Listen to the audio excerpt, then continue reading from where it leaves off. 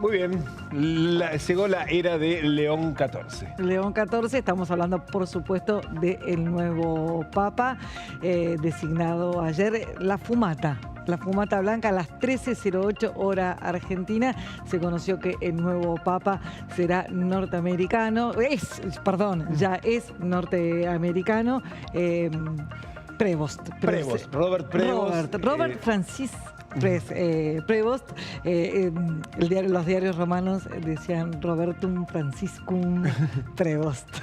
Estamos viendo en vivo desde la Capilla Sixtina su primera misa, su primer acto religioso, la misa pro ecclesia, que es básicamente su primer acto como Papa, junto a los cardenales, en el mismo lugar en el que fue precisamente elegido como Papa, dentro de la Capilla Sixtina. Todavía hay dudas sobre cuándo va a ser el acto de asunción de la cátedra, es decir, cuando finalmente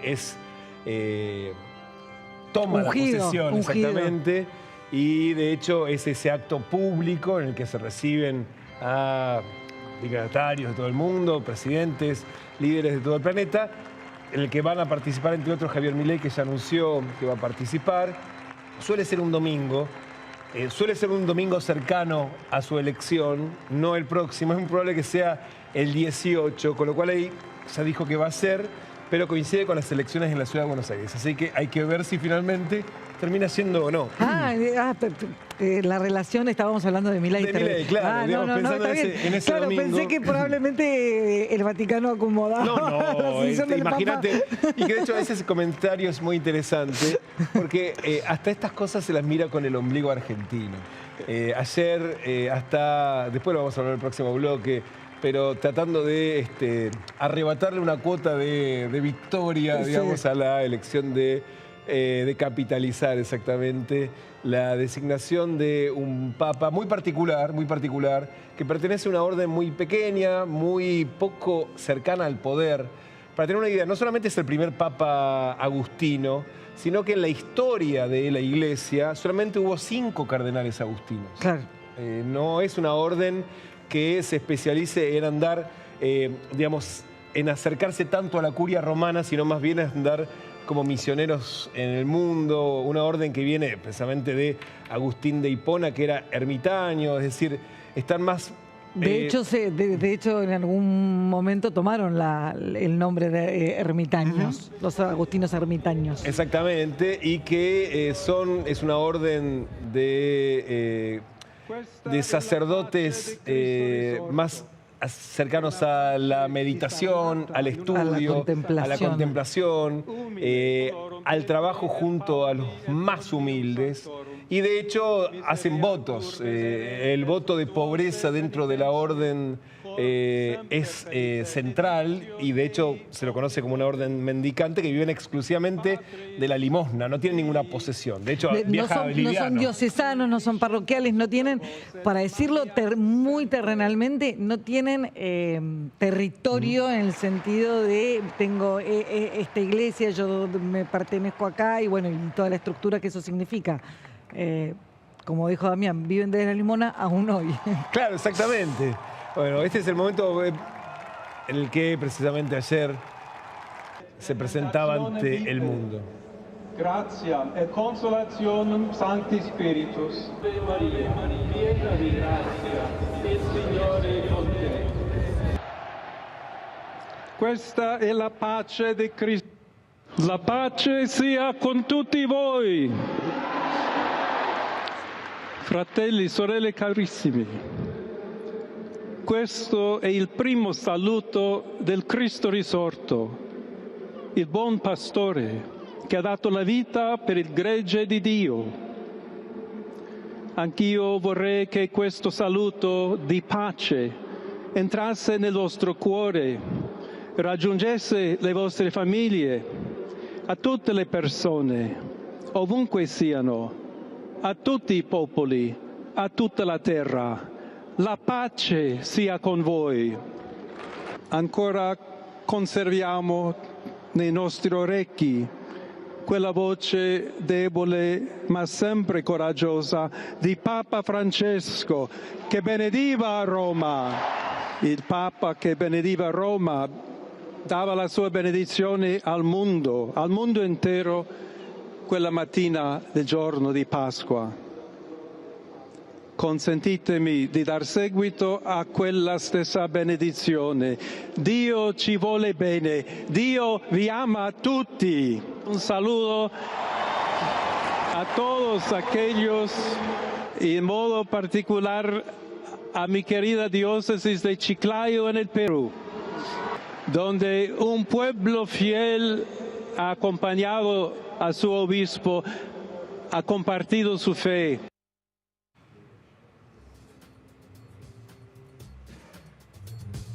Bueno, y dos cosas que resaltan obviamente a simple vista este primer mensaje, obviamente la mención a Francisco, que se lee como, bueno, nosotros obviamente tenemos una lectura particular, pero que se lee como una especie de señal de una mínima continuidad respecto de su legado, o al menos una preservación de ese legado. Lo volvió a mencionar en la homilía, en su primera homilía, que te mostrábamos las imágenes hace un ratito, volvió a mencionar a Francisco, así que se refuerza un poco esa idea. Y después, bueno, los idiomas, ¿no? Habló, por supuesto, en inglés, nos pasamos esa parte, después en italiano también, por supuesto, y por supuesto las palabras en español. Eso es uno de los datos que, si se quiere, de color más destacados, pero que, atención, hacen mucho a la cercanía. La comunidad católica hispanoparlante es enorme. Absolutamente. Y de hecho, también es interesante qué eligió de decir de Francisco. No, por supuesto. Porque la idea de Dios ama a todos, o sea que es una iglesia abierta para todos, es un poco lo que también le habían cuestionado a Francisco. Que para Francisco era para todos. Entonces hay que ver, porque hay mucho que se empezó a escribir sobre, bueno, que no está, que es bastante más conservador. Bueno, habrá que ver cómo funciona como pastor. Una cosa es como parte del rebaño, porque también nos sorprendió en su momento cuando Bergoglio pasó a ser Francisco, claro, que empezó a decir cosas que no decía. Que no habíamos escuchado antes. Por lo tanto, hay que dejarlo andar un poco más. Y también, claro, la mirada de, bueno, pero es más conservador, recuperó la estola roja. Bueno, a eso vamos, ¿no? La museta con la... todos los atributos, estival, todos ¿no? los atributos, si se ven las imágenes, todos los atributos del Papa, que de muchos de los cuales Francisco, bueno, había dejado de lado. La imagen de Francisco cuando fue designado, bueno, es mucho más ascética, si se quiere, sí, claro, mucho más el hábito simple, el hábito que se llama el hábito piano blanco, simple, claro, y que de hecho él dijo, es que soy un cura disfrazado de papa. Y acá apareció el Papa. Acá con todas las letras, con todos los atavios. Con lo cual uno puede decir, bueno, es más conservador. O bien también puede ser una manera de decir, bueno, Francisco fue Francisco. Eso, y no hay que disfrazarse de Francisco. Claro, no hace falta imitarlo para preservar o eventualmente continuar con su obra. Y también puede ser... entre las interpretaciones de quienes obviamente están mucho más cerca de todas estas cuestiones, un mensaje hacia la interna de la iglesia, un mensaje de, bueno, vamos todos juntos un poquito. Yo vengo de una orden claramente en la línea de Francisco, tal vez incluso hasta un poco más corrida, pero en algún punto, bueno, también en la iglesia hay otras líneas y otras realidades, y es tradición eclesiástica todo lo que se puso ayer el Papa. Y es interesante también, a diferencia de Bergoglio, que nunca había sido parte de la curia romana, siempre había sido pastor de parroquia, incluso como arzobispo. En los últimos 2 años, León XIV venía trabajando dentro de la curia romana como estaba a cargo del dicasterio para los obispos, que de hecho es una oficina, una secretaría, un ministerio, digamos, sí, del Vaticano, muy poderosa en la estructura de la iglesia a nivel global, porque es el que ayuda a seleccionar los curas que van a ser seleccionados como obispos y también de asistirlos. O sea, tiene una cercanía, por supuesto no personal, sino a través de la estructura del propio dicasterio con todos los obispados del mundo, pero estaba dentro de la curia romana, así que tenía mucho de pastor y también de la curia romana, con lo cual tiene mucho de conocer la propia burocracia del Vaticano y venir de un lugar pastoral de otro confín del mundo, digamos, entre Buenos Aires, bueno, Chiclayo es un poquito más periférico que Buenos Aires. De hecho, las imágenes que estábamos viendo recién, que te estábamos mostrando, muestran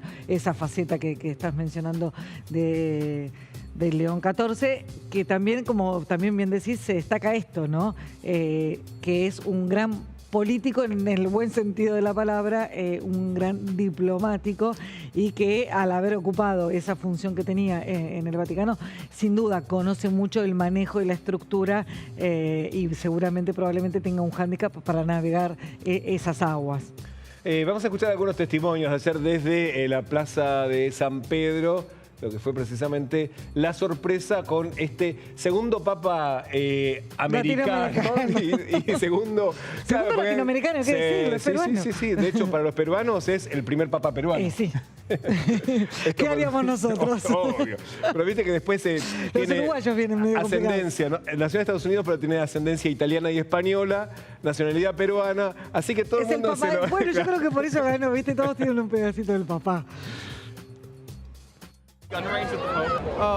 American, Filipino, Italiano, it doesn't matter. It is the will of the Holy Spirit, God's divine plan. And so I as a humble servant of the Lord Jesus Christ, I support the plan 110%. To be a Pope American, I told before I was entry, I say, well, the new Pope could be American. Everybody asks me why.